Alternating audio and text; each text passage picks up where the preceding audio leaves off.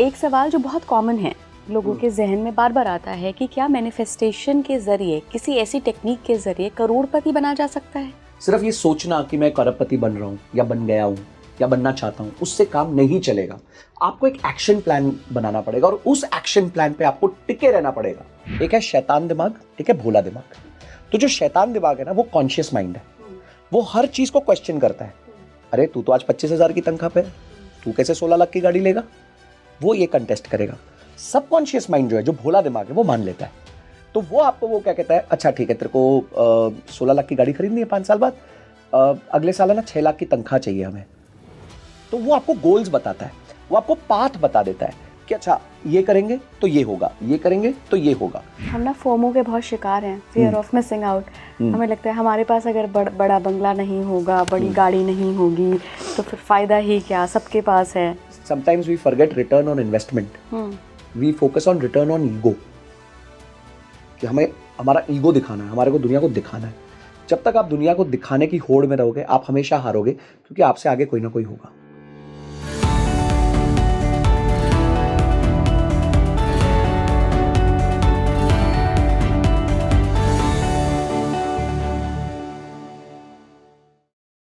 नमस्कार भारत, आप देख रहे हैं स्पीकिंग ट्री। मैं हूं आपके साथ इला गोस्वामी। आप सभी ने अभी तक मैनिफेस्टेशन के इतने वीडियोस देख लिए होंगे, इतने लोगों की केस स्टडीज़, उनके पर्सनल एक्सपीरियंस समझ लिए होंगे, सुन लिए होंगे कि आपको अब थोड़ा बहुत तो यकीन आ गया होगा कि ये एक ऐसी टेक्निक है जिससे हम यूनिवर्स से कनेक्ट कर सकते हैं और जो चाहें वो पा सकते हैं। आप करोड़पति क्या, अरबपति भी बन सकते हैं। लेकिन यहाँ पर एक ना वो टर्म एंड कंडीशंस है, और वो टर्म एंड कंडीशन क्या है कि उसके लिए आपको कर्म करने पड़ेंगे, सही दिशा में कर्म करने पड़ेंगे। तो इस कर्म को ही समझाएंगे आज हम इस वीडियो में।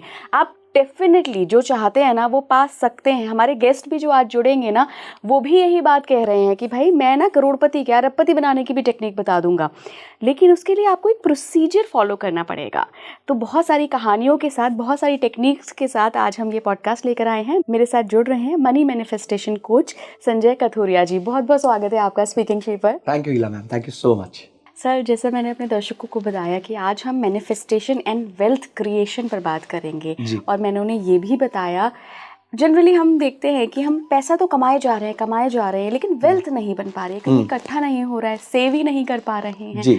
तो आप मैनिफेस्ट तो कर लेते हैं, लेकिन जो मैनिफेस्टेशन के जरिए आप पाते हैं उसको वेल्थ के रूप में कैसे बनाएं, आज हम इन सब पर बात करेंगे। बिल्कुल।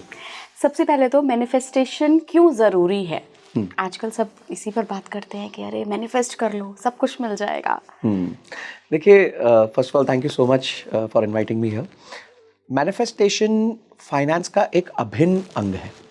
अब आप बोलोगे ये तो दो अलग फील्ड है, मैनिफेस्टेशन अलग फील्ड है, फाइनेंस अलग फील्ड है। ऐसा नहीं है। इसका उदाहरण मैं आपको देता हूँ। फाइनेंस, जब एक व्यक्ति अपने लिए फाइनेंस के बारे में बात करता है तो हमारे यहाँ, हमारे फाइनेंस वर्ल्ड में उसको पर्सनल फाइनेंस बोलते हैं। मतलब आपका खुद का फाइनेंस। अब पर्सनल फाइनेंस जो है, उसमें जब भी आपको कोई ना कोई इन्वेस्टमेंट करनी होती है, किसी भी प्रकार से आपको पैसा कहीं निवेश करना है, चाहे आप एफडी में करें, चाहे आप इक्विटी में करें, कहीं भी करें, उसका एक गोल होना चाहिए, जिसे हम कहते हैं गोल बेस्ड इन्वेस्टमेंट्स। तो फॉर एग्जाम्पल, मैं आज किसी बच्चे से बात करता हूँ जो एक 20 साल का लड़का है, अभी नौकरी चालू करी। उसको लगता है कि मुझे अगले 5 साल बाद मेरे पास एक गाड़ी होनी चाहिए। ठीक है, तो अब देखिए, मैनिफेस्टेशन भी हो गई कि 5 साल बाद मेरे पास गाड़ी होनी चाहिए। तो मैनिफेस्टेशन क्या कहेगा? मैनिफेस्टेशन कहेगा कि आप आंख बंद करिए, विजुअलाइज कीजिए। आप विजुअलाइज कीजिए कि आपके पेरेंट्स उस गाड़ी में बैठे हैं, आपके लव्ड वंस उस गाड़ी में बैठे हुए हैं। फिर आप उसको एक बोर्ड पे बनाइए, उसकी फोटो लगाइए, उस फोटो को रोज देखिए और शाम को ग्रैटिट्यूड दीजिए कि आप वो गाड़ी में बैठे हुए हैं, जिसे हम फॉरवर्ड जर्नलिंग या फॉरवर्ड ग्रैटिट्यूड भी कहते हैं। ये हो गया मैनिफेस्टेशन। अब सेम चीज उठा के हम फाइनेंस में लगा देते हैं। हम कहते हैं कि 5 साल बाद जी गाड़ी चाहिए। आज आप 25-30 हज़ार की सैलरी पे हैं, आपको लगता है 5 साल बाद मुझे होंडा सिटी चाहिए, जो आज 16-17 लाख रुपए की आती है। तो आपने क्या किया? अपना क्लियर गोल दे दिया। अब गोल के साथ आपने एक नंबर दे दिया। क्या नंबर दिया? 5 साल। ठीक है, तो अब आपको रिवर्स इंजीनियरिंग करनी होगी कि इन 5 साल में मैं कहाँ निवेश करूं और कितना निवेश करूं, ताकि 5 साल बाद मेरा ये गोल अचीव हो जाए। अब ये हो गया एक गोल। लाइफ के बहुत सारे गोल्स होते हैं। शादी करनी है, घर खरीदना है, बच्चों की पढ़ाई करवानी है, और उसके बाद अंत में अपने लिए एक रिटायरमेंट कॉर्पस जनरेट करना है, ताकि आप अपनी जीवन जब आप रिटायर हो जाए या फाइनेंशियल इंडिपेंडेंट हो जाए तो अच्छे से जी सके। तो ये सारी चीजें आपका मैनिफेस्टेशन भी होती है। कुछ लोगों को स्टार्टअप चालू करना है, कुछ लोगों को व्यापार चालू करना है, कुछ लोगों को देश छोड़ के जाना है। तो ये सारी चीजें आप मैनिफेस्ट भी करते हो, और मैनिफेस्टेशन के साथ जब उसमें फाइनेंस जोड़ देते हो तो वो मैनिफेस्टेशन के साथ एक प्लान बन जाता है। और जब एक मैनिफेस्टेशन के साथ प्लान बन जाता है तो उसके अचीव होने के चांसेस बहुत बढ़ जाते हैं। आपकी बातों से मुझे ऐसा लग रहा है कि अगेन जो हम हमेशा बात करते आए हैं कि सिर्फ घर पर बैठकर विजुलाइज करने से, मैनिफेस्टेशन करने से, गोल्स बनाने से कुछ नहीं होगा, एक्शन लेना पड़ेगा, कर्म करने पड़ेंगे। तो ये जो गोल सेटिंग है और उसको अचीव करने की जो पूरी फाइनेंशियल प्लानिंग है, ये कर्म है। जी जी, देखिए मैं हमेशा कहता हूं कि attraction without action is time pass. देखिए बहुत लोगों का मन है जीवन में बहुत कुछ करने का, ठीक है, और आप सोचते भी हो कि मैं काश मेरे साथ ये हो जाए, काश मेरे साथ ये हो जाए। ये तो आपने सोच लिया, उसके बाद क्या? उसके बाद मैथमेटिक्स कोई नहीं करता कि अगर मुझे आज 25,000 की सैलरी पे 16 लाख की गाड़ी 5 साल बाद चाहिए तो उसका मैथमेटिक्स क्या है? क्योंकि सिर्फ सोचने से ही अगर हो जाता तो फिर हम सब लोग ही सोच रहे थे सबके पास होता। क्यों दुनिया में सिर्फ 10-20% लोगों के पास सिग्निफिकेंट वेल्थ है? लोग कहते हैं भाई 20% लोग जो है दुनिया में वो 80% वेल्थ को कंट्रोल करते हैं, परेटो प्रिंसिपल। तो क्यों ऐसा है कि वही 20% लोगों के पास वेल्थ है? क्योंकि वो मैनिफेस्टेशन के साथ साथ एक्शन लेना जानते हैं, कैलकुलेशन करना जानते हैं, और उस अपने पाथ पे स्टक रहते हैं। क्योंकि ये क्या होता है, देखिए मैनिफेस्टेशन से एक पावरफुल चीज क्या होती है कि आपका जो पाथ होता है उस पर आपको याद रहता है कि आपने ये क्यों पाथ चुना था। कभी कभी हम पथ पे थक जाते हैं, अकेला फील करते हैं, हमें लगता है यार मैं क्या कर रहा हूँ क्या नहीं कर रहा हूँ। तब आपको जब आप वो मैनिफेस्टेशन को वापस देखते हो, हाँ यार 5 साल बाद गाड़ी चाहिए, तो फिर आप लग जाते हो। आपके बॉस ने आज आपको सुना दिया, आपका मन नहीं कर रहा, आपका मन कर रहा है मैं कल रिजाइन कर दूं, तो वो उसे रोक देता है। क्यों? क्योंकि आपका मैनिफेस्टेशन है 5 साल बाद गाड़ी या 7 साल बाद घर लेने का। तो फिर आप अपने आप को रिवायर करते हो कि मैं अपने आप को क्या इंप्रूव करूं, आगे से ये गलती नहीं करूंगा। तो ये सारी चीजें जो है ना, मैनिफेस्टेशन आपको आपके पाथ पे रहने के लिए जो है मोटिवेटेड रखता है। अच्छा, मैनिफेस्टेशन में एक बहुत मैंडेटरी चीज़ कही जाती है कि जो भी कहो प्रेजेंट टेंस में कहो, प्रेजेंट टेंस में कहो। ये ऐसा क्यों है? और इसका अगर हम अपना गोल सेटिंग से लेकर चले या अपने कर्मों से लेकर चले तो ये ज़रूरी है कि जो चीज़ मैं फ्यूचर में चाह रही हूँ वो चीज़ मैं आज मैं प्रेजेंट में बोलूँगी तभी कंप्लीट होगी। देखिए it is not a necessary condition. It is not a necessary condition कि आज आप बोलोगे कि मेरे पास होंडा सिटी है तो ही आपके पास होंडा सिटी होगी। It is not a necessary condition, it is just a feel good factor. देखिए ब्रेन जो है ना, मैं हमेशा कहता हूँ ब्रेन के 2 अंग हैं, 2 पार्ट है। एक है शैतान दिमाग, एक है भोला दिमाग। तो जो शैतान दिमाग है ना वो कॉन्शियस माइंड है, वो हर चीज को क्वेश्चन करता है। अरे तू तो आज 25,000 की तनख्वाह पे है, तू कैसे 16 लाख की गाड़ी लेगा?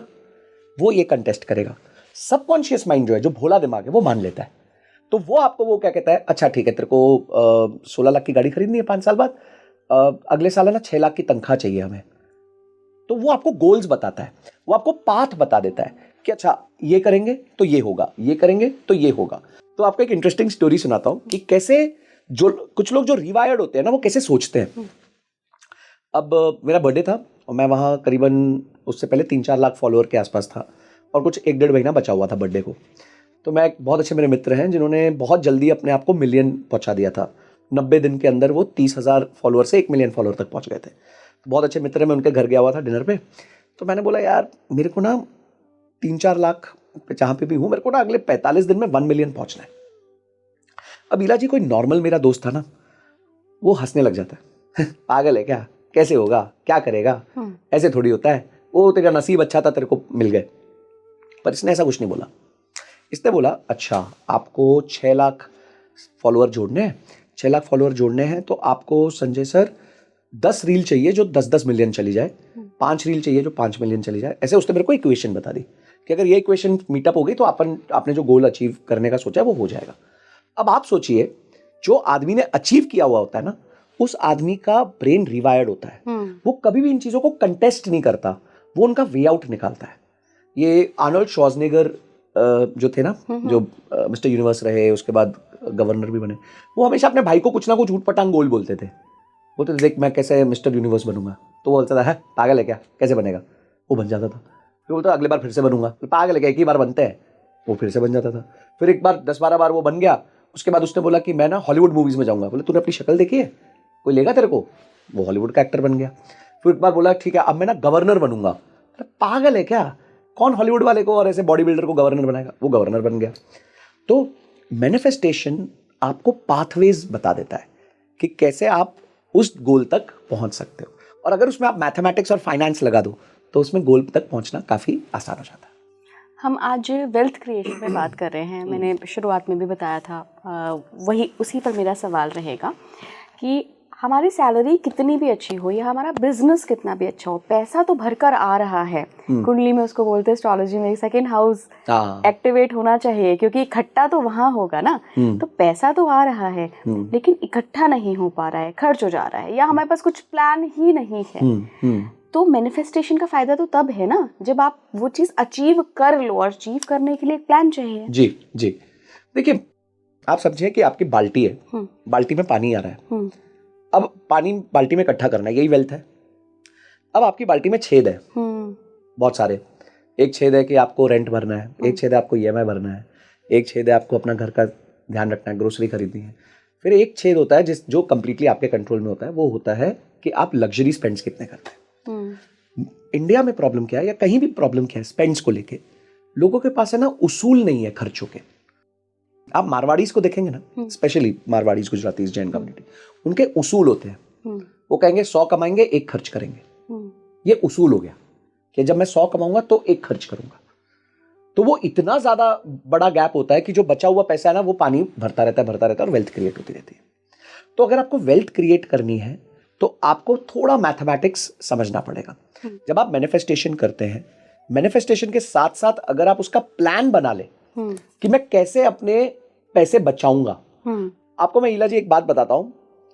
आज मैं मेरे एक स्टूडेंट का वो देख रहा था, खर्चा बजट देख, पहले तो ये बजट बनाते नहीं, जब बना देते हैं तो उसके बाद भेजते हैं तो देखता हूं कि सब्सक्रिप्शंस पे महीने का 1500 रुपये जा रहा है, सैलरी उसकी 25,000 है, और वो नेटफ्लिक्स, अमेजॉन, ये सब चीज़ों पे 1500 रुपये महीना खर्च कर रहा है। ठीक है, इंटरनेट का बिल उसका, ये सब करके 1500 के आसपास उसका खर्चा होता है। स्विगी जोमेटो पे 4-5 हज़ार का खर्चा कर देता है। यूपीआई से खर्चा कर रहा है, उसको पता ही नहीं वो पैसा कहाँ जा रहा है, भूल गया, याद ही नहीं आ रहा कहाँ जा दिला था पैसा। तो आज अगर आप अपने पैसों को लेके इतने कॉन्शियस भी नहीं होगे कि आप खर्च कहाँ कर रहे हो, और अब उसको अगर आप मैनिफेस्टेशन का नाम दोगे कि मैं तो हाथ खुला करके खर्च करना चाहता हूँ ताकि वेल्थ मेरे को मैनिफेस्ट हो जाए, तो I think that's a wrong approach. The right approach is कि आप अपने वेल्थ को प्लान कीजिए, अपने बजट्स को प्लान कीजिए, रूल बेस्ड बजटिंग कीजिए। जैसे मैं उदाहरण देता हूँ, मैं कहता हूँ कि if I can buy 2 times I will buy it once. तो अगर मैं कोई लग्जरी आइटम खरीदने जाता हूँ तो मैं ये देखता हूँ कि क्या मेरे कोई भी बाकी चीज को हिलाए बिना मैं इसको 2 बार खरीद सकता हूँ। अगर मुझे 40,000 का बैग चाहिए तो क्या मैं इसको 2 बार 80,000 रुपये मेरे को खर्च करूंगा, मुझे परवाह होगी? नहीं होगी, तो ले लो, कोई प्रॉब्लम नहीं। और लोग क्या करेंगे, वही 40,000 की चीज के लिए ईएमआई बांध लेंगे, लोन ले लेंगे, तो फिर वो हमेशा फाइनेंशियली स्ट्रगल करेंगे और वेल्थ को क्रिएट नहीं कर पाएंगे। तो सिर्फ मैनिफेस्टेशन करने से और बिना रूल बनाए आप कभी वेल्थ नहीं क्रिएट कर पाओगे, फिर अर्बन पुअर बन जाओगे। अर्बन पुअर बन जाओगे, एब्सोल्युटली। शास्त्रों में भी उधार को थोड़ा सा गलत ही बताया गया है, नेगेटिव ही देखा गया है। बिल्कुल। एक बार यक्ष का संवाद हुआ था युधिष्ठिर महाराज के साथ, तो यक्ष ने 124 क्वेश्चंस पूछे थे।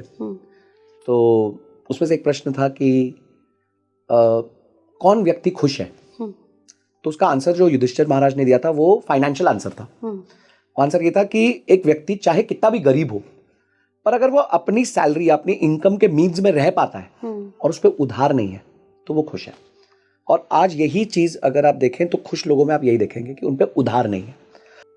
पर अब मॉडर्न डे में उधार 2 तरीके के होते हैं, एक होता है गुड डेट, एक होता है बैड डेट। हाँ, राइट। ठीक है, गुड डेट होता है जब आप क्रिएट करते हैं, बैड डेट होता है जब आप कंज्यूम करते हैं। सिंपल, सही कह रहे हैं आप। ठीक है, तो अगर आपने उधार लिया और कुछ क्रिएट किया, गुड डेट, नो प्रॉब्लम। क्या क्रिएट कर सकते हो आप? अपने लिए घर खरीद सकते हो, कमर्शियल ऑफिस खरीद सकते हो, आपने कोई बिजनेस स्टार्ट कर लिया अपने लिए, उसके लिए इन्वेंट्री खरीद ली, जो भी है, मतलब आपने कुछ क्रिएशन करी किसी चीज की। मैं तो कहता हूँ उधार लेके अगर आपने कैमरा खरीदा और उससे यूट्यूब की वीडियोस बनाना चालू किया तो वो भी एक क्रिएशन है, कल को जाके मोनेटाइज हो सकता है। बिल्कुल। बैड डेट क्या है? आपने आईफोन खरीद लिया उधार पे, आपने लुई विटॉन की बेल्ट खरीद ली उधार पे, आपने पर्सनल लोन्स ले लिए ताकि आप महंगी वेकेशन कर सको, आप कोल्ड प्ले के कॉन्सर्ट में चले गए दोस्तों से उधार लेके, दिलजीत के कॉन्सर्ट में चले गए उधार लेके, ये है बैड डेट। तो अब प्रश्न ये आएगा कि बैड डेट लेना चाहिए नहीं लेना चाहिए। बैड डेट अगर आप लेना भी चाहते हो तो सीमित रखिए उसको। जैसे कोई भी नशा जो कोई करता है, जैसे किसी को अल्कोहल का शौक होता है, किसी को स्मोकिंग का शौक होता है, वैसे तो करना नहीं चाहिए, बट अगर करता है तो अगर वो नियमित कर दे उसको तो भी वो बच सकता है। तो यही बैड डेट में भी आप उसको नियमित कर दीजिए, एक रूल बना दीजिए कि मैं अपनी इनकम का 10% 15% ज़्यादा से ज़्यादा बैड डेट की ईएमआई दूंगा, बाकी मैं बिल्कुल कुछ उससे ज़्यादा कुछ नहीं करूँगा। तो जो भी गुड डेट और बैड डेट है, तो गुड डेट इज आप क्रिएट करिए, उधर कोई प्रॉब्लम नहीं है। बैड डेट इज आप कंज्यूम कर लेते हैं, उसको आप नियमित रखें। वेल्थ में ना सर एक सबसे बड़ी चीज़ आती है, वो होता है घर। बहुत सारे हमारे दर्शक ऐसे होंगे जो अभी पॉडकास्ट सुन रहे हैं जिनको घर मैनिफेस्ट करना है जी। अब सबको घर बढ़िया ही चाहिए जी, आलीशान घर चाहिए, जैसे जी, भी उनकी जी, कैपेबिलिटी है। तो मान लीजिए किसी को एक बहुत बढ़िया घर मैनिफेस्ट करना है, मैनिफेस्टेशन की तकनीकों पे भी बात करेंगे, लेकिन जो पाथ होगा वो भी थोड़ा सा बताइए। देखिए घर जब आप लेना चाहते हैं तो पहले आप घर अपनी यूटिलिटी के हिसाब से सोचिए। आप अगर समझिए आज 25-30 50 हज़ार की तनख्वाह पे है और आप सोचेंगे मैं 10 करोड़ का घर ले लूँ, तो आई थिंक वो बात ही अनरीजनेबल है। फिर आपको अपना पाथ पूरा बदलना पड़ेगा। आपको या तो बहुत क्या कहते हैं हाई पोटेंशियल स्किल सीखनी पड़ेगी, या एक अच्छा बिजनेस चालू करना पड़ेगा जिसके माध्यम से आप वो घर खरीद पाओगे। ठीक है, अपनी इनकम को बहुत तेजी से बढ़ाना पड़ेगा। लोगों को लगता क्या है कि मैं मैनिफेस्ट कर लूं पर अपनी इनकम ना बढ़ाऊं, तो कैसे होगा काम। तो आप मैनिफेस्ट कीजिए वो घर जो आपको उस टाइम के लिए जरूरी लगता है और उस टाइम आप उसको अफोर्ड कर सकते हो, मतलब आपको लगता है कि आप अफोर्ड कर सकते हो। फॉर एग्जाम्पल एक मैं कपल से मिला, उनकी शादी हुई नहीं, उन्होंने जाके नोएडा में एक 3.5 बेडरूम का घर खरीद लिया। उनके पिताजी ने, लड़की के पिताजी, लड़के के पिताजी ने कुछ कुछ एडवांस दे दिया और बच्चों की तनख्वाह दोनों की अच्छी थी, दोनों अच्छे काम कर रहे थे। 1.5 लाख रुपए की उनकी तनख्वाह है। ठीक है, तो अब प्रॉब्लम क्या हो गई है, उस 1.5 लाख रुपए की तनख्वाह में से 1 लाख रुपए की ईएमआई हो गई। ओहो। 3.5 बेडरूम का घर है, उसकी मेंटेनेंस बहुत ज्यादा है क्योंकि वो बड़ा घर है, उसका इलेक्ट्रिसिटी कॉस्ट बहुत ज्यादा है क्योंकि वो बड़ा घर है, और वो कपल अभी कोई बच्चा भी नहीं, कुछ नहीं, अभी शादी हुई है और काफी टाइम वो घर से बाहर रहते हैं क्योंकि नया नया कपल है, तो घूमते भी हैं फिरते भी हैं। अब वो एक दिन आए मिलने, डिनर पे ऐसे बात कर रहे थे, मेरे दोस्त के कज़न ब्रदर थे, तो बैठे तो बोले सर हमने तो ऐसे ऐसे कर दिया। बोला देखो आप यंग हो, आपने अभी स्टार्ट ही किया था करियर, घर लेना भी था 2 बेडरूम ले लेते, तो आपकी ईएमआई 1.5 लाख रुपए में से 1 लाख की जगह हो सकता है 60,000 होती, 50,000 होती, तो आप पे स्ट्रेस कम होता। तो लोग क्या करते हैं, लोग है ना अपने आप को सोचते हैं मेरे को 3 बेडरूम का घर चाहिए, 4 बेडरूम का घर चाहिए, और स्ट्रेस ज्यादा ले लेते हैं। देखिए जब तक आप दुनिया को दिखाने के लिए करोगे आप हमेशा स्ट्रेस में रहोगे, जब आप अपने लिए करोगे आप हमेशा खुश रहोगे। तो घर वो खरीदिए जो आपके इक्वेशन में बैठ रहा हो, घर वो खरीदिए जितने की आपको अभी आवश्यकता है।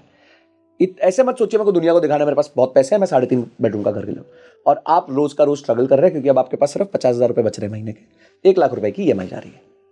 ये घर आप हो सकता है 10 साल बाद ले लेते, 15 साल बाद ले लेते, जब आपके बच्चे हो जाते, वो बड़े हो जाते, उनको रूम चाहिए होता, तो आप शिफ्ट कर लेते, उस टाइम ये बेचते, दूसरा ले लेते, तब तक आपकी आमदनी हो जाती, सेविंग्स हो जाती, इन्वेस्टमेंट्स हो जाती। अब आप फंस गए।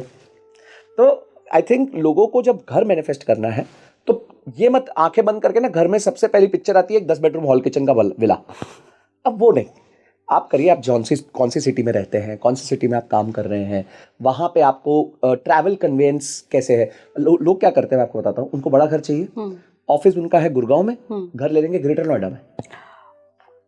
कितना distance what a punishment, exactly मतलब इट्स अ पनिशमेंट कि आप ग्रेटर नोएडा से गुड़गांव जा रहे हो।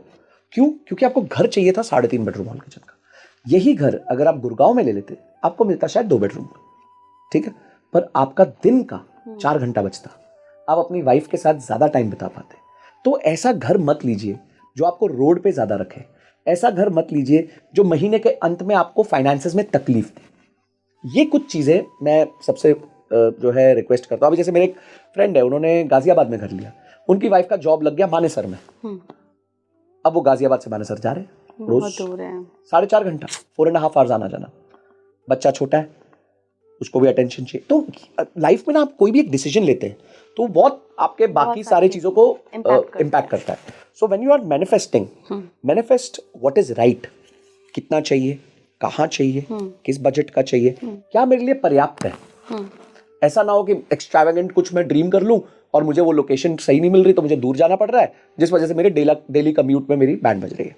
तो I think this is also very important when you manifest. हम ना फोमो के बहुत शिकार हैं, फियर ऑफ मिसिंग आउट। हमें लगता है हमारे पास अगर बड़ा बंगला नहीं होगा, बड़ी गाड़ी नहीं होगी, तो फिर फ़ायदा ही क्या, सबके पास है, बट अपनी जेब भी देखनी चाहिए। देखिए, एक आशुतोष राणा जी की बड़ी अच्छी लाइन याद आती है कि 5000 स्क्वायर फीट के घर में 500 स्क्वायर फीट में आप रहते हैं, बचे हुए 4500 स्क्वायर फीट में आपका अहंकार रहता है। तो आप ये सोच लीजिए कि अहंकार को भी आप अफोर्ड कर सके तो आप 5000 स्क्वायर फीट का घर ले लीजिए। हम इसे कहते हैं sometimes we forget return on investment, we focus on return on ego, कि हमें हमारा ईगो दिखाना है, हमारे को दुनिया को दिखाना है। जब तक आप दुनिया को दिखाने की होड़ में रहोगे आप हमेशा हारोगे, क्योंकि आपसे आगे कोई ना कोई होगा। आप 3 बेडरूम ले लोगे तो आपका कोई दोस्त 4 बेडरूम में होगा, आप 4 बेडरूम ले लोगे कोई दोस्त का बेटर लोकेशन में 4 बेडरूम होगा, उसका लोकेशन पे जाओगे तो उस लोकेशन के बाद उसके पास 2 घर और कहीं और होंगे। क्या झगड़ रहे हो, किसके साथ झगड़ रहे हो? आप ये देखो आपके लिए पर्याप्त क्या है, आपके इक्वेशन में क्या बैठ रहा है, उसके हिसाब से मैनिफेस्ट करो ताकि आप एक होलसम लाइफ जी सको। मैं हमेशा कहता हूं जो दिखता है वो उधार है और जो बैंक में है वो वेल्थ है। जो दुनिया को दिखता है ना वो सब उधार पे होता है। बड़ी गाड़ी है उधार पे, बड़ा घर है उधार पे, पर जो घर के मेरे बैंक अकाउंट का पैसा है वो किसी को नहीं दिखता, वो मेरी रियल वेल्थ है। जिस दिन मुझे प्रॉब्लम आई, इशू आया, मैं वहां से पैसा निकाल के अपने आप को मुक्त कर सकता हूँ, फ्री कर सकता हूँ। सर, हमने ये तरीके तो समझ लिए कि ठीक है आपने मैनिफेस्ट कर लिया, पर उसको पाना कैसे है। बट एक तरीका भी होगा ना कुछ मैनिफेस्ट करने का, और मुझे लगता है कि सबकी अलग अलग टेक्निक्स होती हैं। किसी के लिए विजुअलाइजेशन काम करता है, किसी के लिए राइटिंग काम करती है, किसी के लिए कोई बिना लिखे ही सब कुछ मैनिफेस्ट कर लेता है। आप कौन से तरीके पे सबसे ज़्यादा जोर देते हैं? मुझे ऐसा लगता है कि फॉरवर्ड जर्नलिंग एक बहुत ज़बरदस्त तरीका है। कैसे? इसके 2-3 एग्जाम्पल देता हूं। जैसे एक बहुत बड़े एक्टर हैं जिम कैरी, राइट। उनकी बहुत फेमस स्टोरी है कि उन्होंने अपने आप को चेक लिख दिया था 5 साल बाद का। उनको पिक्चरें नहीं मिल रही थी, बड़े गरीब थे, बहुत इशू हो रहा था, तो उन्होंने 5 साल बाद का चेक लिखा और लिखा अपने आप का चेक लिखा अपने आप के नाम का, और उस पर लिख दिया $10 मिलियन और नीचे लिख दिया एक्टिंग सर्विसेज रेंडर्ड। यानी कि इतना प्रिसाइज मैनिफेस्टेशन था कि ये $10 मिलियन और किसी चीज से नहीं आएगा, मैंने एक्टिंग करी है उसके लिए मेरे को $10 मिलियन मिलेंगे। और 5 साल बाद उन्हें डम एंड डम्बर मिली थी मूवी, जिसके लिए उनको $10 मिलियन का पेमेंट हुआ था। तो ये एक तरीका होता है। ऑफ्रा विनफ्री हमेशा बोलती है कि मैं फॉरवर्ड ग्रेटिट्यूड पे बहुत फोकस करती हूँ, जिसमें वो आगे जो होने वाला है उसे आज को ही, जैसे आपने बताया था कि आज ही उस बातों को बोलने लग जाती हूँ। I start living that thing. तीसरा मुझे लगता है मैनिफेस्टेशन का एक मोस्ट अंडररेटेड तरीका है एसोसिएशन। अगर आप एसोसिएशन राइट कर लो ना तो अपने आप मैनिफेस्टेशन बढ़िया हो जाती है। तो क्यों, देखिए क्या होता है कि आप एक सेक्शन में हैं लोगों के, आप उनसे ऊपर उठना चाहते हैं, ठीक है, आपको लगता है नहीं यार मेरे को अपना जीवन का स्तर ऊपर करना है, तो आप कैसे करोगे? जब तक आप वो नए क्लब में नहीं जाओगे, नए सेट ऑफ लोगों से नहीं मिलोगे, तो आप मैनिफेस्ट ही नहीं कर पाओगे, आपको पता ही नहीं है। जैसे हम कुएं का मेंढक कहते हैं, तो आप कुएं के मेंढक रह जाओगे। तो मूव योर एसोसिएशन। कोई कॉन्फ्रेंसेज में जाइए जहां पे वैसे लोग मिलते हैं आपको, क्योंकि जो वो बोलेंगे ना वो अलग तरीके से बोलते हैं, जो वो सोचते हैं वो अलग तरीके से सोचते हैं। अब बिल गेट्स कैसे सोचते हैं वर्सेस हम कैसे सोचते हैं, बहुत बड़ा अंतर है, ठीक है। आदमी तो आदमी सेम ही है, हम लोग दोनों एक जैसे ही है, पर यहाँ जिस तरीके से वो मैनिफेस्ट करते हैं, जिस तरीके से वो सोचते हैं, वो बहुत अलग है। तो आई थिंक मैनिफेस्टेशन में एक और चीज है कि आपको एसोसिएशन बदलना चाहिए। चौथा, मैनिफेस्टेशन क्लियरली लिखिए, वेग मत लिखिए, जितना प्रिसाइज हो सकता है वो लिखिए। फॉर एग्जाम्पल, गाड़ी चाहिए, गाड़ी कौन से रंग की चाहिए, गाड़ी कौन से मेक की चाहिए, गाड़ी किस पर्पस के लिए चाहिए, और कितने प्राइस की चाहिए, और कब चाहिए, बहुत प्रिसाइज लिखिए, बहुत प्रिसाइज लिखिए। वेग लिखोगे तो वापस वो डामाडोल हो जाएगा मामला, बहुत प्रिसाइज इसको लिखिए। और एक मेरा जो सबसे पावरफुल तरीका है ना मैनिफेस्टेशन का, मैं आप बताता हूँ, वैसे मैं बहुत ज्यादा जनरली शेयर नहीं करता इसको। I manifest for my loved ones happiness. Wow. कि मैं कुछ कैसा कर दो भगवान कि मैं अपना, मेरी मदर को बिना सोचे समझे ज्वेलरी शॉप में जाए और जिस चीज पे उंगली रखे वो खरीद सके, और वो मैं दूं उनको। तो वो मेरा एक मैनिफेस्टेशन होता है। जब आप मैनिफेस्ट अदर्स के लिए करते हो ना, ठीक है, मेरे फादर की फेवरेट गाड़ी मैं उनको दे सकूं, मेरे ब्रदर की फेवरेट आईपैड चाहिए उसको 2 लाख रुपए का, वो मैं उसको दे सकूं, मेरी मदर को एक पर्टिकुलर ज्वेलरी शॉप के बगल से निकलती हैं, वो देखती हैं पर अंदर नहीं जाती, तो उनके लिए कुछ कर सकूं। या मेरे रिलेटिव्स हैं जो आज बहुत स्ट्रांग नहीं हैं, मैं उनके लिए कुछ ऐसा विकल्प तैयार कर सकूं कि उनको जॉब लग जाए या उनके लिए कोई व्यवसाय चालू हो जाए। तो ये एक मैनिफेस्टेशन का बहुत पावरफुल तरीका है, बिकॉज मुझे ऐसा लगता है जब आप भगवान से अपने लिए मांगते हो आप सेल्फिश होते हो, पर अगर आप दूसरों के लिए मांगते हो भगवान को देना पड़ता है। आप बिल्कुल ठीक कह रहे हैं। मुझे अपना ही एक बहुत बहुत साल पुराना पर्सनल एक्सपीरियंस याद आ रहा है। बिल्कुल नई नई शुरुआत में नौकरी लगी थी और घर पे देखा कि पापा होते हैं ना कि आप 3-4 बच्चे हैं तो बहुत जिम्मेदारियां होती हैं सर पर, अपने लिए कुछ नहीं करते हो। तो वो घर में एक एसी था, उनके कमरे में एसी नहीं था, तो अब देखती थी उनको स्ट्रगल करते हुए, तो मुझे लगता था यार मतलब कुछ तो ऐसा हो जाए ना कि इनके लिए मैं ये अपने आप से नहीं खरीदेंगे, बिकॉज ये कंजूस है। और पुराने ज़माने के लोग एक्चुअली उनके पास पैसा होगा भी ना तो वो खर्च नहीं करेंगे, उनकी मानसिकता ही वैसी है, बिलीफ, आई डोंट नो, जो भी हो। आप यकीन नहीं मानेंगे, मेरी नौकरी बदल गई और बहुत अच्छे पैकेज पे गई और विद इन 1 मंथ सैलरी जैसे ही आई, एफएनएफ का वेट भी नहीं किया, पहली सैलरी जो उस कंपनी में आई खरीद दिया और कोई ईएमआई से नहीं लिया। तो दिस इज कॉल्ड मैनिफेस्टेशन। आपकी बात से मैं बिल्कुल रिलेट कर रही हूँ एंड आई होप कि आप भी रिलेट करेंगे कि ये एक बहुत बढ़िया तरीका है। यस, देखिए क्योंकि मुझे ऐसा लगता है कि जब आप जीतते हो तो आप हार सकते हो, जब आप जीतते हो तो आप हार सकते हो, पर जब आप दूसरों को जिताते हो आप कभी नहीं हार सकते। तो जब, क्योंकि आज देखिए जो भी लोग दूसरों की सेवा करते हैं वो हमेशा श्रेष्ठ बनते हैं। जो अपने लिए सोचता है मेरा मेरा क्या मेरा क्या मेरा क्या, तो वो कभी भी हार सकता है कि मैं जीतूंगा वो हार जाएगा। और जब वो पूरे इकोसिस्टम को जिताने की कोशिश करता है तो वो अपने आप ही सबसे श्रेष्ठ बन जाता है। आपने देखा होगा परिवार में कुछ ऐसे लोग होते हैं जो हमेशा फोकस करते हैं यार इसके साथ गलत नहीं, अच्छा इसका गलत हो रहा है, इसको हेल्प करो, इसको ये करो। तो घर में कोई लड़ाई होगी, कोई अच्छा मौका होगा, कुछ भी होगा, उन्हीं को सबसे पहले वरीयता दी जाएगी, राइट, कि भाई अगर लड़ाई भी है तो वही सॉल्व करेंगे, हम उनकी सुनेंगे। अगर कुछ अच्छा हो रहा है तो पहले उनके घर काट जाएगा सबसे पहले कोई। क्यों? उन्होंने अपने आप को श्रेष्ठ कैसे किया? अपने लिए नहीं सोचा, दूसरों के लिए सोचा। तो जब आप दूसरों के लिए मैनिफेस्ट करते हो और सिर्फ इतना बोलते हो कि भगवान मेरे को निमित्त बना दो, मेरे को ऐसा दे दो कि मैं ये कर सकूं, तो आई थिंक बहुत पावरफुल है। बिकॉज जब मैंने भी अपनी जर्नी चालू करी सोशल मीडिया की, तो मैंने इसी पर्पज से की थी कि मैं लोगों की फाइनेंशियल प्रॉब्लम्स में हेल्प कर सकूं। राइट। तो मेरे लिए तो था नहीं वो कंटेंट, मैं तो यूज ही करता हूं उसको। मुझे लगा मेरे पास ऐसा ज्ञान है जिससे शायद कुछ लोग वर्ग जो है आज भारत में जो नहीं जानता फाइनेंस को, वो समझ जाएगा। और मैंने जिंदगी भर में 10,000 लोगों पे भी इम्पैक्ट डाल दिया तो मेरे लिए बहुत बड़ा नंबर होगा। भगवान ने वो नंबर करीबन 20 लाख कर दिया विद इन अ ईयर। तो मैंने तो अपने लिए मांगा ही नहीं था कि मेरे को इतने फॉलोअर चाहिए, मैंने कहा था भाई मैं इतना अच्छा कंटेंट दूं कि लोगों को प्रभाव पड़े। तो आपने मैनिफेस्ट नहीं किया कभी भी? देखिए मैंने मैनिफेस्ट ये किया था कि मेरा 1 मिलियन होगा एक साल में। ओके, ये मतलब हाँ, 1 million in 1 year, 1 million in 1 year था मेरा, कि अप्रैल में हमने स्टार्ट किया था। वैसे तो जैन में किया था बट थोड़ा कंटेंट डालना अप्रैल तक चालू किया। तो अप्रैल टू अप्रैल मैंने सोचा था कि 1 मिलियन हो जाए तो I will be very happy. तो अप्रैल टू अभी अप्रैल आया नहीं है एंड दोनों प्लेटफॉर्म्स मिला के हम 1.8 मिलियन है। तो I think by the time वो नंबर आएगा तो शायद भगवान तब तक 2 मिलियन पहुंचा देंगे, तो डबल दे देंगे। क्योंकि मैंने अपने लिए नहीं मांगा था, मैंने मांगा था दूसरों के लिए, तो वो फायदा मिला मुझे। एक मैं आपको मैनिफेस्टेशन की अपनी पर्सनल बचपन की स्टोरी सुनाना चाहता हूँ। आई थिंक तब ना मुझे मैनिफेस्टेशन पता नहीं था, पर मुझे लगता है मैनिफेस्टेशन में ना कभी कभी अलग इमोशंस काम आते हैं। कभी आता है आपको स्कैर्सिटी होती है लाइफ में, यस, कमी होती है, तब आप मैनिफेस्ट करते हो। कभी ईर्ष्या होती है तब भी आप मैनिफेस्ट करते हो। तो आई थिंक एक ऐसी स्टोरी है जिसमें मैं 10th में था, तो हम लोग ना 100 लोगों की सोसाइटी थी। पापा ओएनजीसी में काम करते थे, आप जानते ही। तो 100 लोगों की हमारी सोसाइटी थी और उसमें जो भी बच्चा, सारे बच्चों में जो भी बच्चा 10th में फर्स्ट आता था वो 15 अगस्त को झंडा खींचता था, और जो 12th में फर्स्ट आता था वो 26 जनवरी को झंडा खींचता था। तो ये पेरेंट्स के लिए ना एक्सट्रीम प्राउड मोमेंट होता था। तो मैं घर का बड़ा और मेरे पेरेंट्स को मुझसे बहुत अपेक्षा थी कि एक मतलब 10th में मैं खींचूंगा झंडा। मेहनत बहुत करी, पढ़ाई बहुत करी, पर मैं 3rd आया और बहुत रोया मैं उस टाइम। और मैंने देखा अपने पेरेंट्स की आंखों में कि उनको भी दुख हो रहा है इस बात का। और ईला मैम, उसके बाद मैंने ठान लिया कि 12वीं में मैं ही खींचूंगा और कोई नहीं खींचेगा। उसके बाद आप बिलीव नहीं करेंगे, असली मेहनत वहां से चालू हुई। 500 डेज मैं रोज सुबह 4 बजे उठता नहीं था, 4 बजे पढ़ने बैठता था। मैं 3:45 बजे उठ जाता था। मेरी मम्मी उठती थी, हम 1 बेडरूम हॉल किचन अपार्टमेंट में रहते थे। मेरी मम्मी उठती थी, चाय देती थी मुझे और वो सो जाती थी उसके बाद।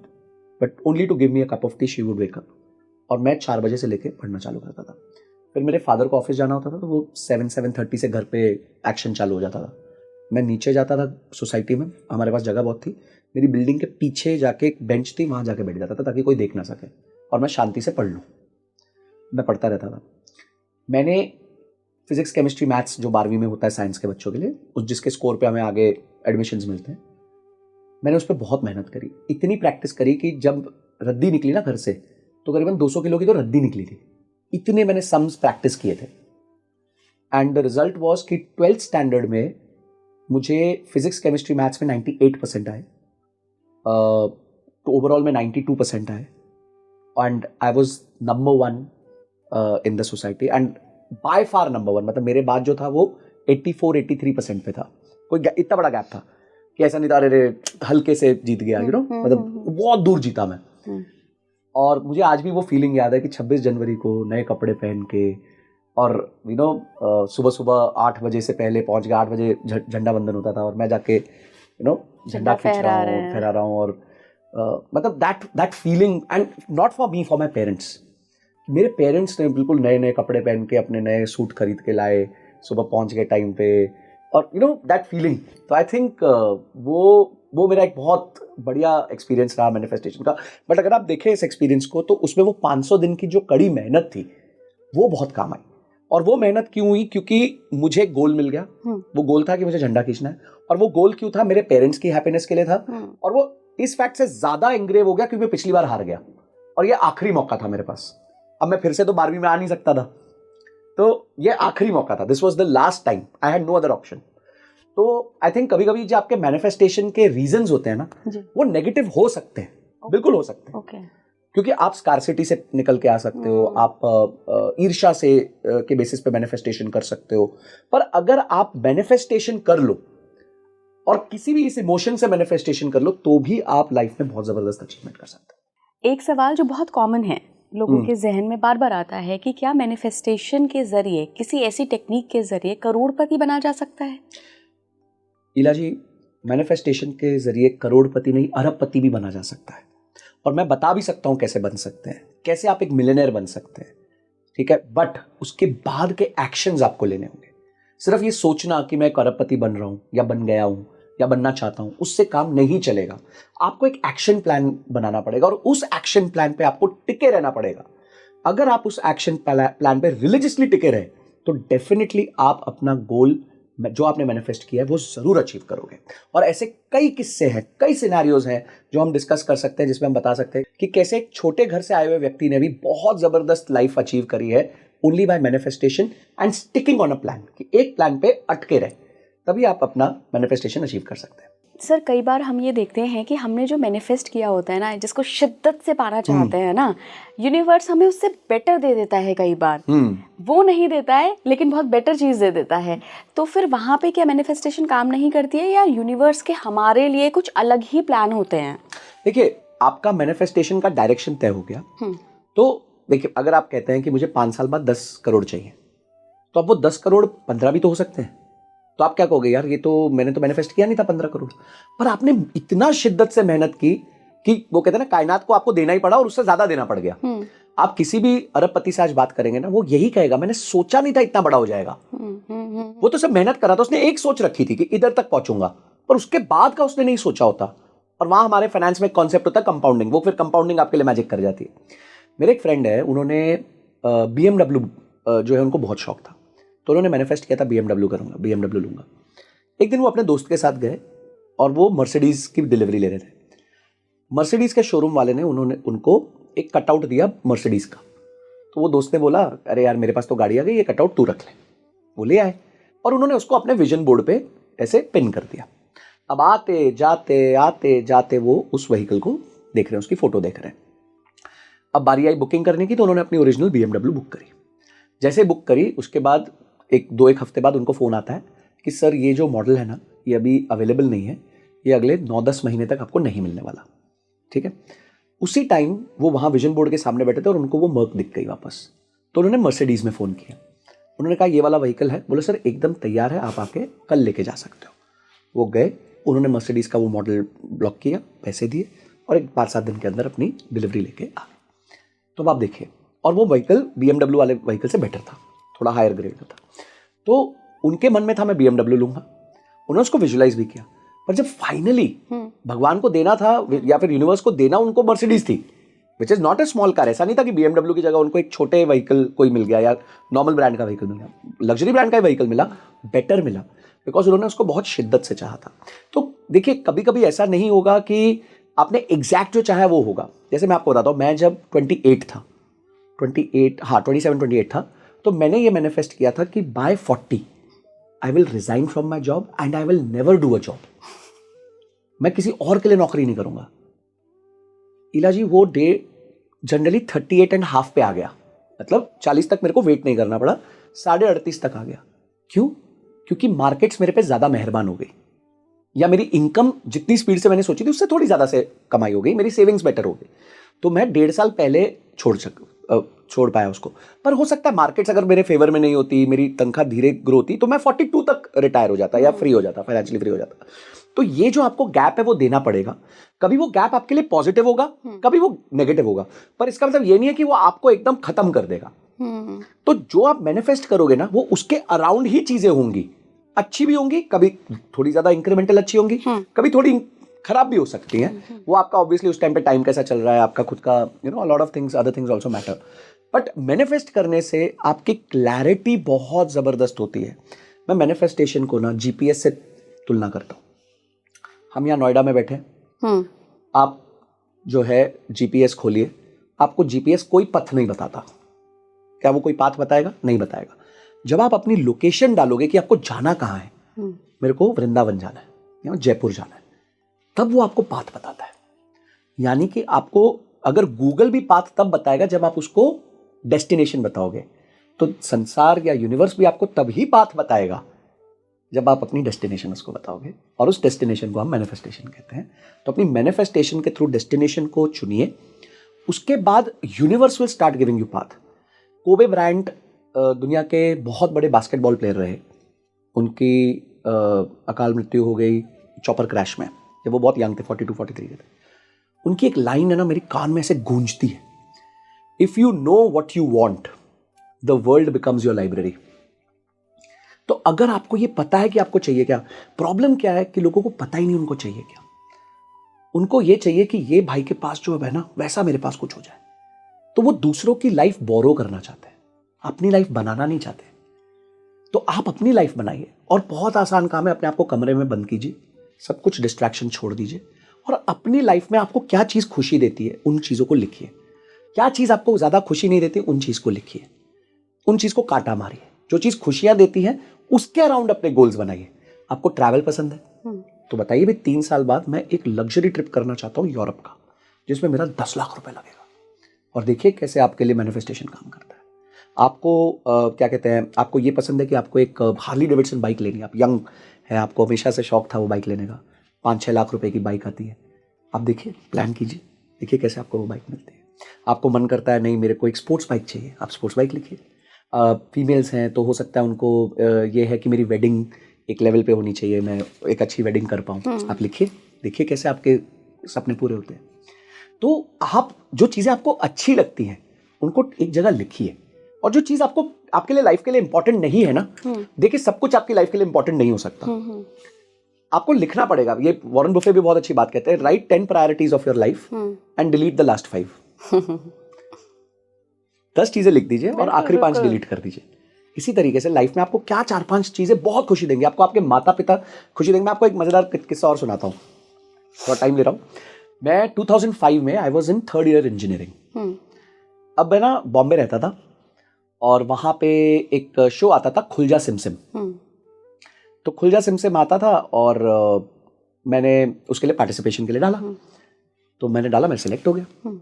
अब सिलेक्ट हो गया तो हम लोग वहां बैठे थे। खुल जा सिमसिम ऐसा शो था कि गेम शो था, और उसमें आपको 3 गेट होते थे, एक गेट ओपन करना पड़ता था, फिर आपको कुछ मिलता था। तो हुसैन करके एक होस्ट होते थे, उसके बहुत फेमस होस्ट थे। तो मैं था, उन्होंने मुझे पिकअप कर लिया उस दिन, जिस दिन मैं बैठा था। मेरा नसीब अच्छा था, तो पिकअप किया और बुलाया, खिलाया, और मैं फाइनल राउंड के लिए सिलेक्ट हो गया। जब फाइनल राउंड के लिए सिलेक्ट हुआ तो 3 गेट थे मेरे सामने, तो मैंने एक गेट खोला, उस गेट में मुझे गिफ्ट मिला 20,000 रुपए के जीन्स और कपड़े मिले और 1.5 लाख रुपए का स्विट्जरलैंड का ट्रिप मिला।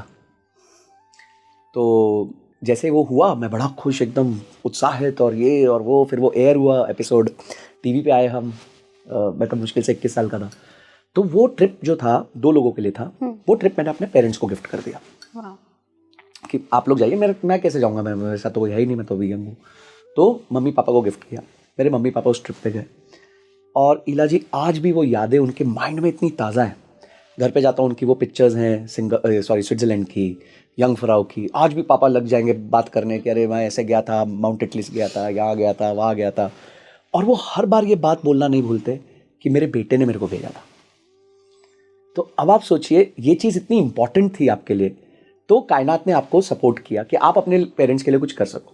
तो कमिंग बैक, आप मैनिफेस्टेशन कीजिए, ज़्यादा दूसरों के लिए करेंगे तो भगवान आपको बहुत देगा। अगर आप अपने लिए भी करेंगे तो उन चीज़ों के लिए करिए जो चीज़ आपको खुश करती है।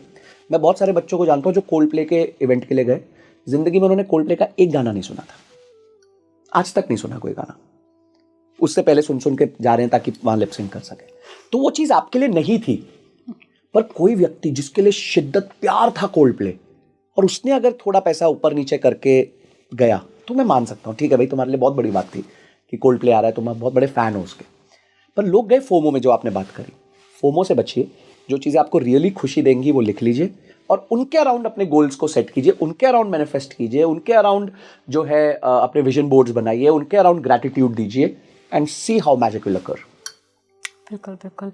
एक आखिरी सवाल और मैं पूछना चाहूँगी, जैसे आपने बोला कि छोटे छोटे से गोल्स रखो, तो स्टेप बाय स्टेप नहीं करते हैं। हमें लगता है कि सीधा करोड़पति बन जाए, सीधा अरबपति बन जाए, लेकिन ये बड़ा वेग सा मैनिफेस्टेशन है। जी देखिए, आप अगर यहाँ से बॉम्बे जाएंगे तो 1600 किलोमीटर की जर्नी है या 1400 किलोमीटर की जर्नी है। तो ऐसे तो हो नहीं सकता कि आप एक शॉट में कवर कर लें।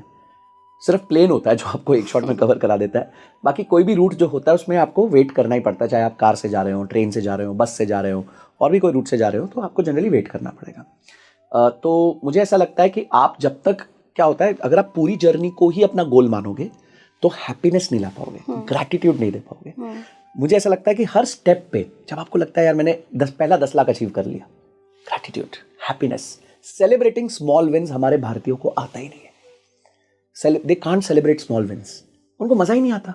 तो जिस दिन बड़ा होना चाहिए, मैं कहता हूं भारतीय जो है ना, वो अपने आप को पोस्ट डेटेड चेक देते रहते हैं। हमेशा पोस्ट डेटेड चेक देंगे, अगर ये होगा तो मैं खुश होऊंगा, वो हो गया, नहीं यार, अगर ये होगा तो मैं खुश होऊंगा। आज खुश हो ना भाई, आज खुश हो।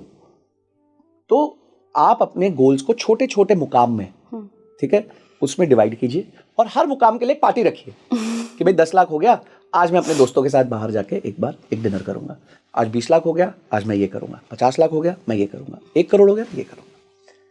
तो आई थिंक जब आप अपने विन्स को सेलिब्रेट करते हैं, जर्नी को छोटे छोटे पार्ट्स में बांटते हैं। देखिए मैं आपको बताता हूँ, आप भी ऑर्गेनाइजेशन में काम करते हैं, अचानक से आपके पास बहुत ज़्यादा काम आ गया तो आप ओवरवेल्म हो जाते हैं, और यार मैं कैसे करूंगा। पर वहीं अगर आप सहजता से बैठ जाएं और उसको वर्क ब्रेक डाउन कर दें, अच्छा ये मैं सुबह कर लूंगी, ये मैं दोपहर को कर लूंगी, ये मैं अपने जूनियर से करवा लूंगी, ये मैं ऐसे कर लूंगी, अचानक से आप देखो यार वही काम तो बहुत आसानी से हो रहा है। बिल्कुल। क्यों? क्योंकि आपने work break down structure create कर लिया।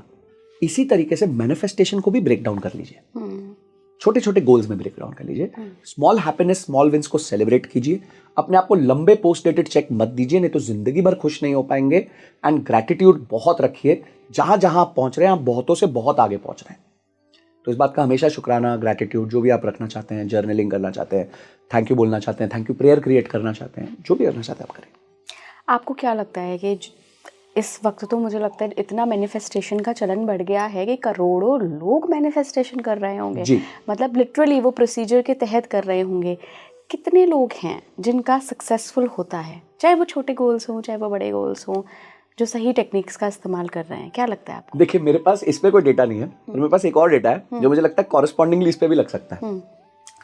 हमारे जैसे म्यूचुअल फंड इंडस्ट्री में या जब हम निवेश करते हैं तो हम भी लोगों को ये कहते हैं लंबे समय तक रहिए, क्योंकि लंबे समय तक आपको फायदा होता है।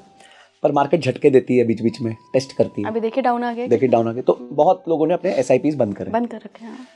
तो अगर एम्फी कहता है कि अगर 100 लोग निवेश चालू करते हैं, SIP चालू करते हैं, तो उसमें से मात्र 11 लोग 5 साल बाद तक वेट करते हैं, ओनली 11%। सही बोल रहे हैं आप। और यही वो लोग होंगे जो कंपाउंडिंग का और वेल्थ क्रिएशन का बेनिफिट ले पाए। तो मैनिफेस्टेशन में मेरे को यही लगता है कि करेंगे 100 लोग, बेनिफिट शायद सिर्फ 10 लोग ले पाएंगे, क्योंकि उस पथ पे रहना बहुत कठिन है, बहुत ही कठिन है।